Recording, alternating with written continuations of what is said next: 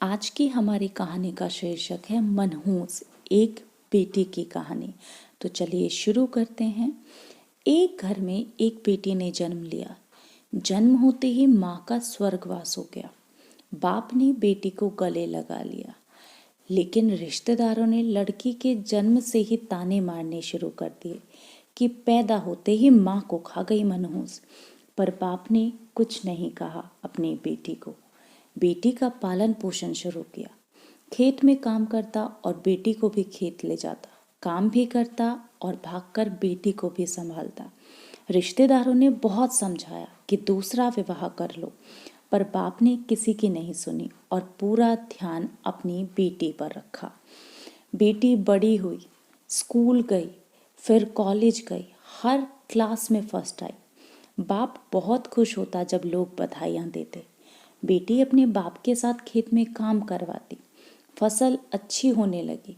रिश्तेदार ये सब देखकर चिढ़ गए। जो उसको मनहूस मनहूस कहते थे, वो सब चिढ़ने लग गए।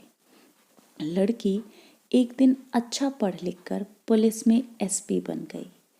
एक दिन किसी मंत्री ने उसको सम्मानित करने का फैसला किया और समागम का बंदोबस्त करने के आदेश दिए। समागम उनके ही गांव में रखा गया।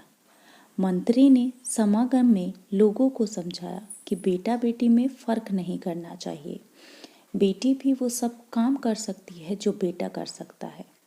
भाषण के बाद मंत्री ने लड़की को स्टेज पर बुलाया और कुछ कहने को कहा।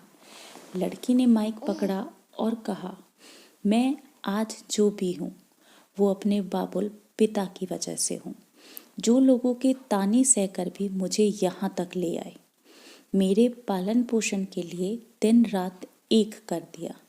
मैंने माँ नहीं देखी और ना ही कभी पिता से कहा कि माँ कैसी होती है, क्योंकि अगर मैं पूछती तो पिता को लगता कि शायद मेरे पालन पोषण में कोई कमी रह गई। मेरे लिए मेरे पिता से बढ़कर कुछ नहीं। बाप सामने लोगों में बैठकर आंसू बहा रहा था। बेटी की भी बोलते बोलते आंखें भर आई।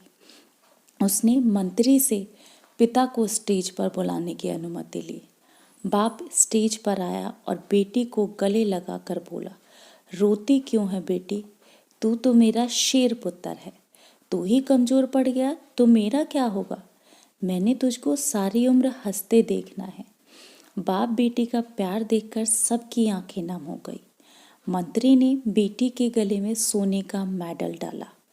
लड़की ने मेडल उतारकर बाप के गले में डाल दिया। मंत्री ने बोला, ये क्या किया? तो लड़की बोली, मेडल को उसकी सही जगह पहुंचा दिया। इसके असली हकदार मेरे पिताजी है। समागम में चारों तरफ तालियां बज उठी।